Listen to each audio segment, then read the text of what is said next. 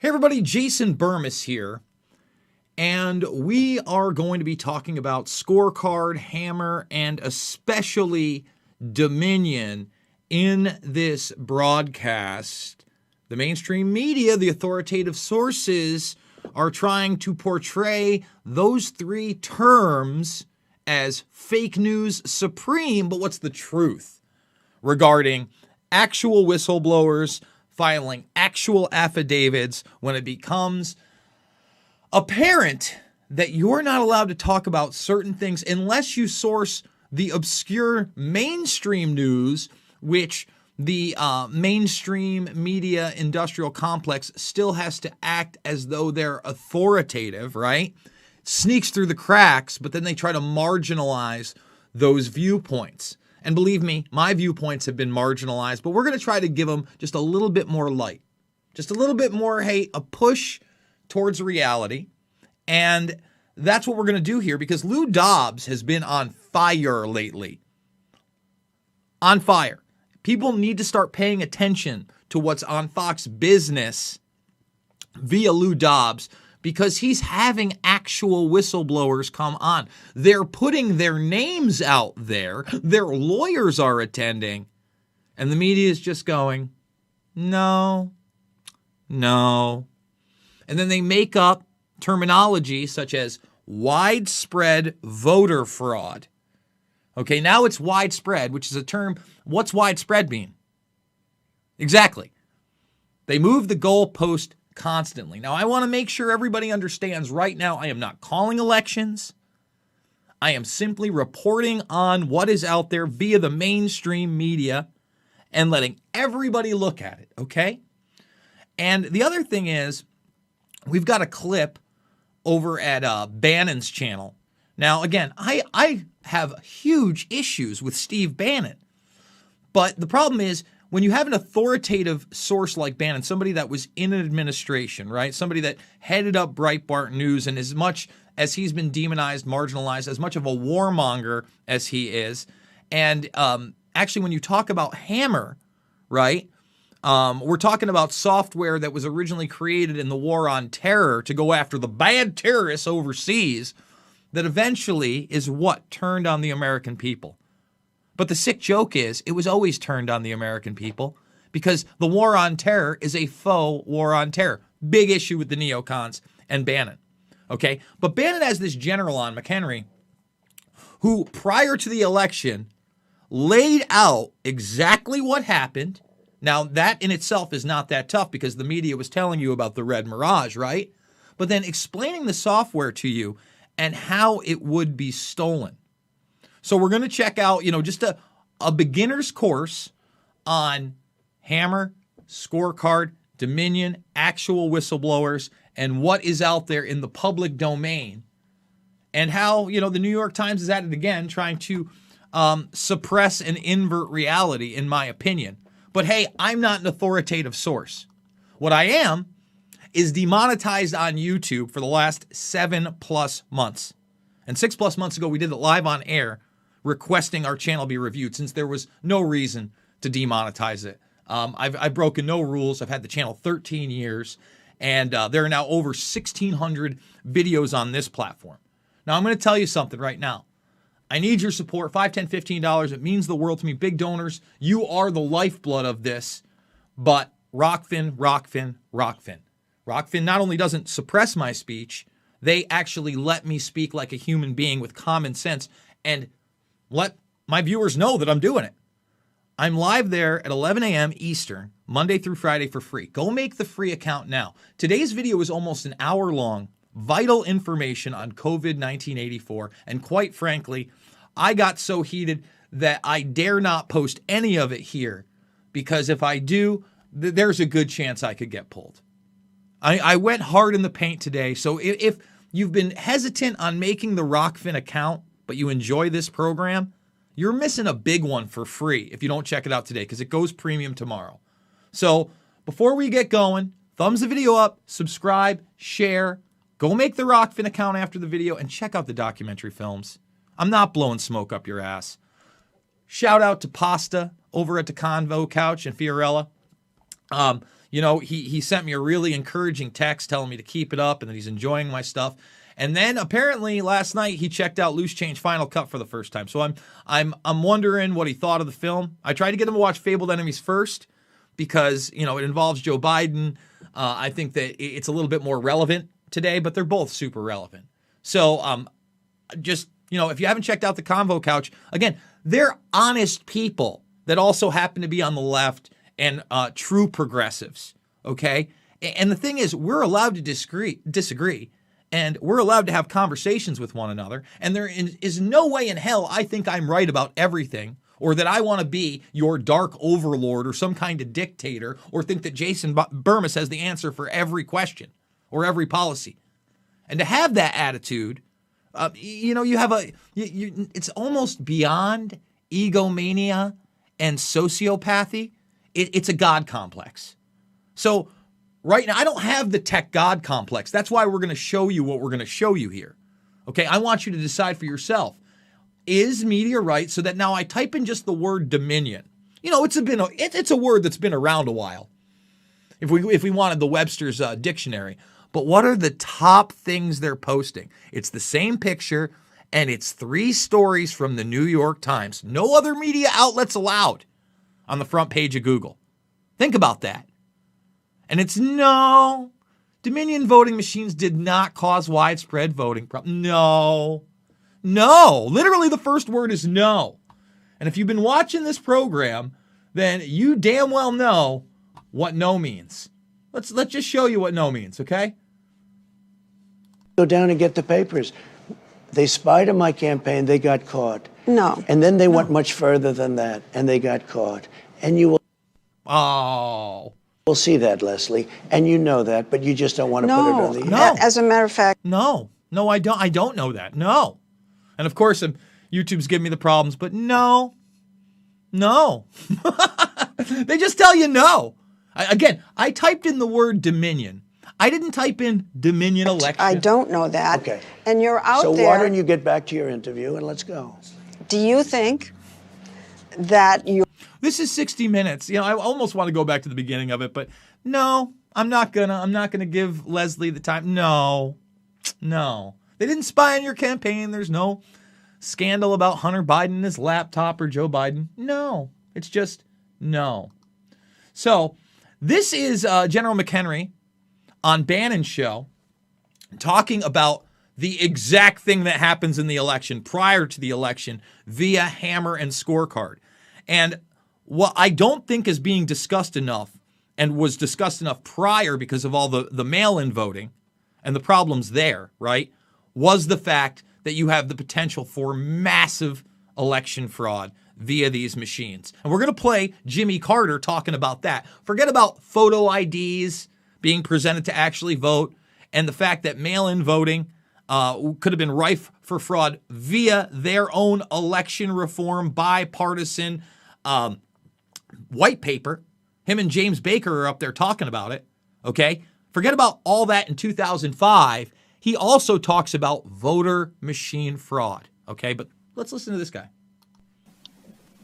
Yes, I will, Steve. The fact is that Hammer is what we call a SIGINT, a signals intelligence program that the NSA came up with years ago.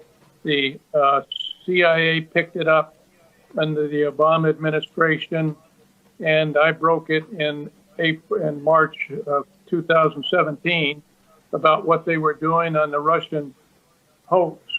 But the fact is, the Obama administration took this system and they put in an application in this SIGINT program called Scorecard. And Scorecard changes votes at a certain point in the voting stream. So again, Scorecard is an application within Hammer. You see how that works? Okay, which is an intelligence application for the NSA and the CIA.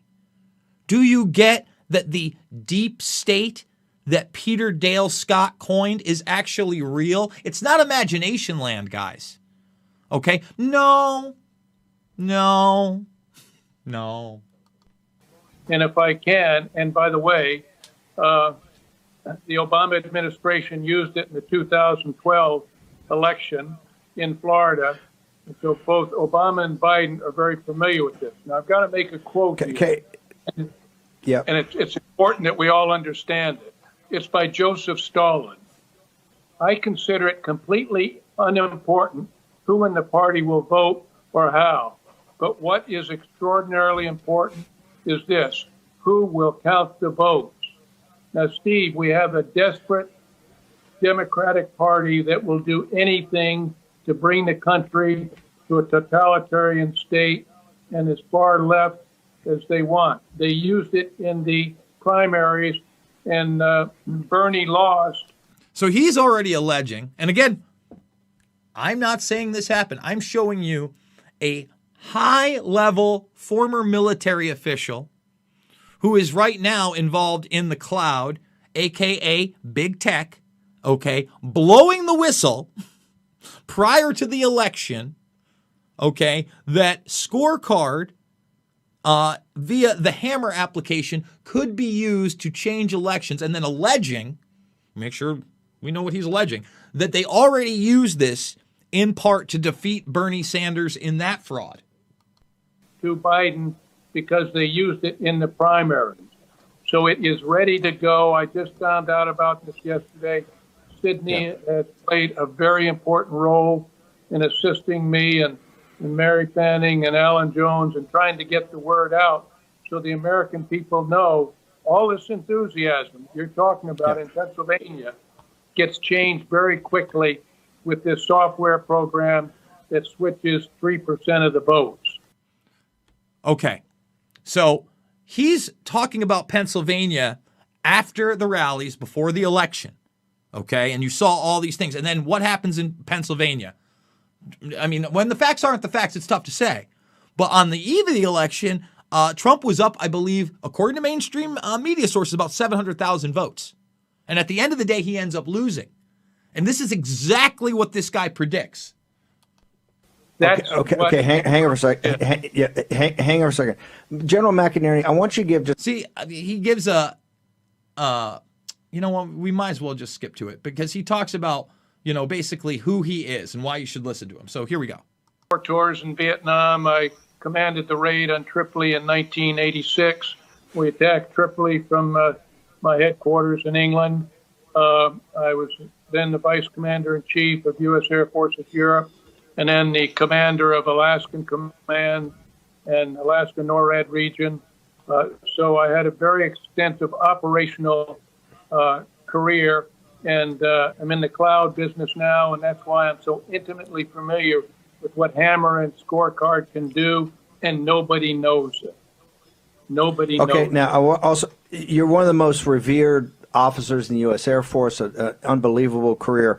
I want to go to Hammer. Hammer was the single most important and the single most sophisticated, basically, system that came up after 9/11 for really intelligence or counterintelligence about radical Islamic Jihad and the ability to monitor that. Is that how the beginning of this started? Was a foreign surveillance system that allowed the national security and intelligence apparatus to watch our enemies. Is that how this thing started? See, that's just the guise, and that's the problem with Steve Bannon. He didn't frame it that way. Forget about just Islamic jihadists. That's not what this is for. This is for what? The building of a track trace database system on everybody, and then modes of control via elections and other manners, Steve, under the guise of a faux war on terror. Okay, so if you want to see the rest of that, it's out there. McHenry talks about it again. Hammer, Scorecard, you make your own decisions. Now we're going to get into Dobbs and Dominion. So what do we know there? Well, we know that the New York Times goes, no, there's no evidence, Jason, no. Breaking news now. We have obtained a new whistleblower complaint from a woman in Wayne County, Michigan. It lays out in detail what appears to be outright illegality that took place inside the TCF Center in downtown Detroit. The sworn affidavit signed by IT worker Melissa Carone exposes how ballots were scanned and counted, in some cases multiple times, how Republicans were pushed aside, cut out of the oversight process to which they are entitled, and even details of how ballots were illegally altered by other election workers. So let's stop there.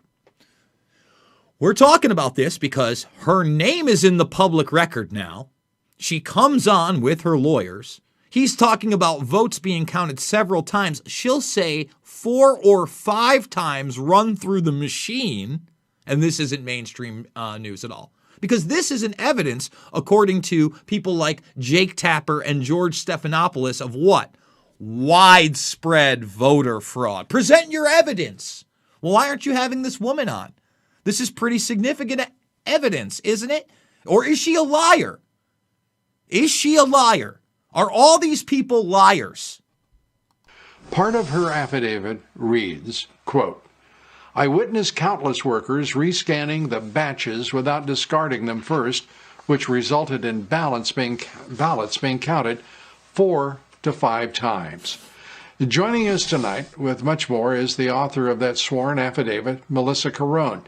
She was contracted by Dominion Voting Services to offer technical support while votes were being counted in Detroit.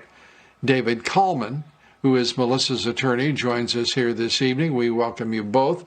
And Melissa, I want to just say, first of all, my compliments to you for having the courage to step forward and to say exactly what you saw and to defend the integrity of our electoral process. And I want you to know I'm deeply grateful, and I'm sure all Americans are deeply grateful to you. Let me start with the most egregious part of what I read in your affidavit: multiple counts of the same ballots. How did that happen?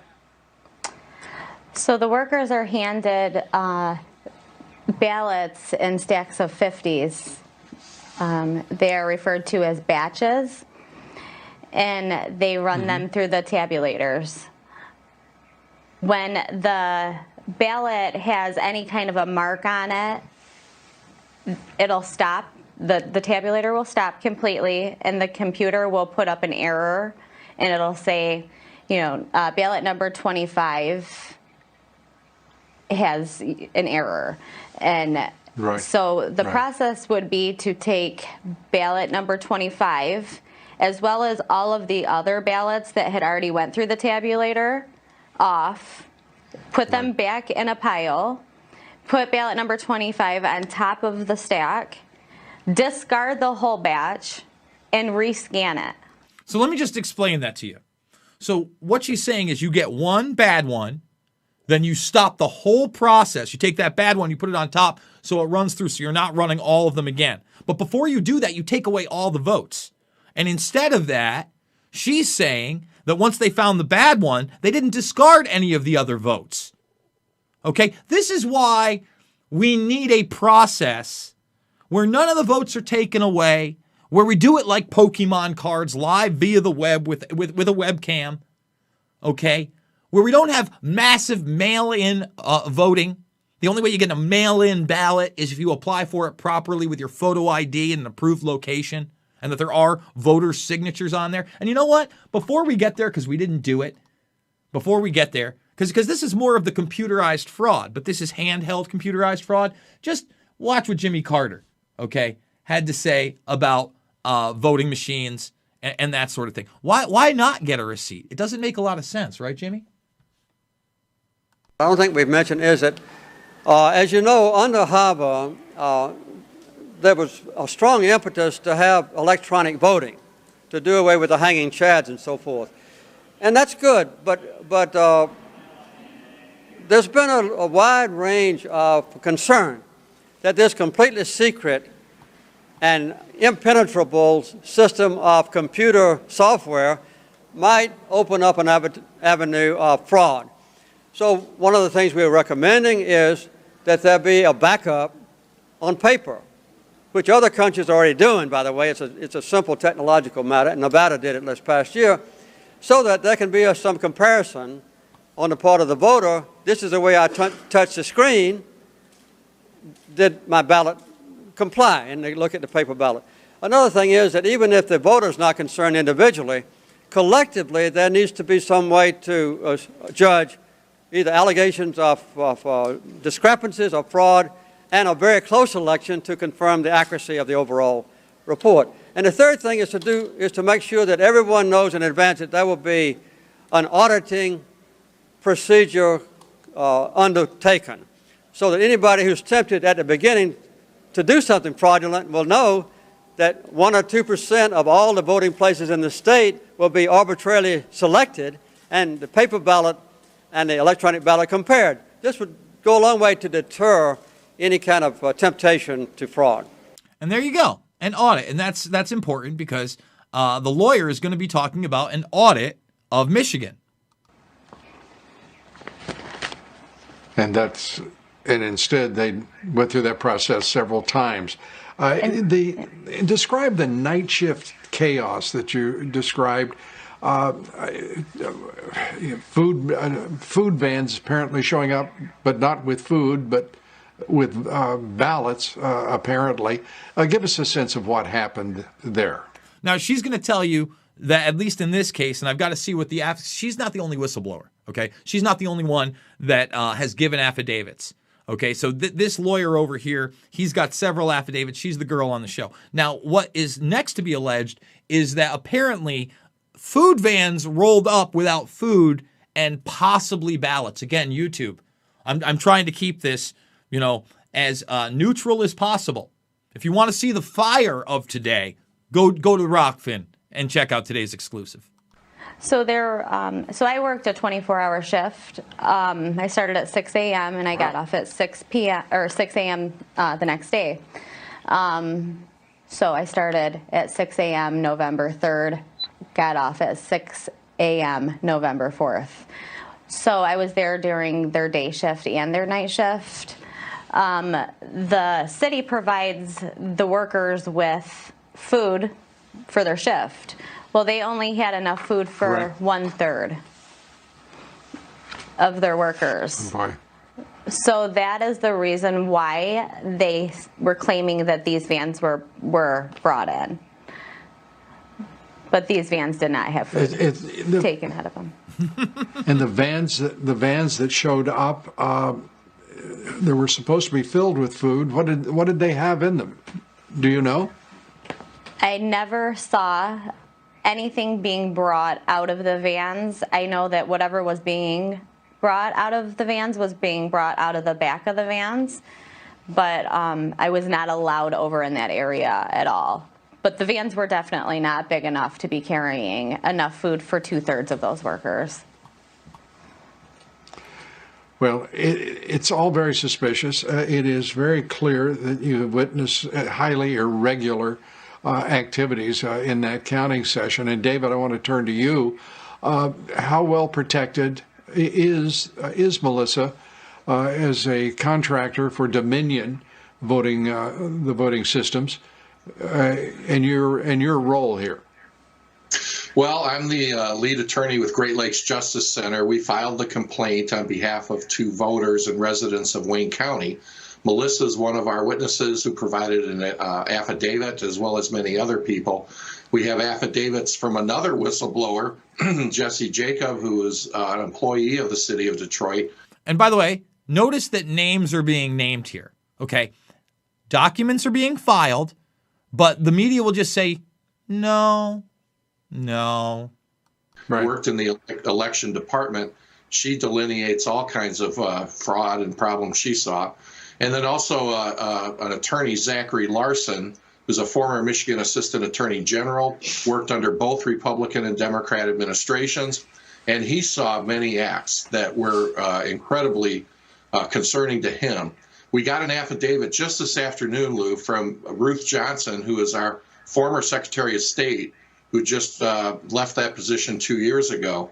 And she reviewed our complaint and all the affidavits, and she recommended to the court, we had a hearing today at 3 o'clock, and she recommended to the court that the court intervene and take action to order an audit. Michigan now has a new constitutional provision that allows voters to request a results-oriented audit to ensure the accuracy and integrity of elections. So there you go. I don't see what the big deal of an audit would be. I mean, again, here's Jimmy Carter talking about the very same thing 15 years ago, warning about the very same thing that we just covered for the last 15, 20 minutes. But now, you know what, Jason? You're a filthy conspiracy mongering liar of fake news. You're a den of fake news. Guys, thank you so much for watching. Remember, if you hit the GoFundMe, you are supporting independent media. I'm doing this several times a day. I really recommend you go make the free account and go check out my broadcast for today before it goes behind the paywall. We're doing it free Monday through Friday at 11 a.m. I hope that you join me. That's Eastern time. Live. We're getting some pretty good crowds. We got 65 today. When we had Whitney Webb on, we hit up to like 250. That was our big time, pig time show over there. But again, if they kick me off of this platform for daring to show you these type of things, this platform's going to let me do it. And again, the premium stuff, great. If you go premium, that also supports me. It's like a Netflix for creators. It's not just like a Patreon where, okay, you give it to me and you get my stuff for 10. No, you get everybody's stuff on the platform. So I really love Rockfin. I can't thank them enough for giving me a platform like this where I can go live and actually, help myself earn a living. So Rockfin's a great way. The GoFundMe is a great way. Another great way to support me is to share my information and documentary films with others. Okay, I get it. Not everybody can financially back me. I'm not stupid. And I get it. Some people just never will, no matter how much they like me, and I get that too. That's why the big donors are so damn important. But what's more important is that we don't give up as a species on the truth, and that we can share information with one another and not feel uncomfortable about it. And then have open discussions about what it means, and possibly maybe somehow go back to a constitutional republic and hold these predator class monsters accountable. With that being said, guys, thumbs it up, subscribe and share. Join the Burmis Brigade if you haven't already made it. I love you guys, and I will see you all on the flip side.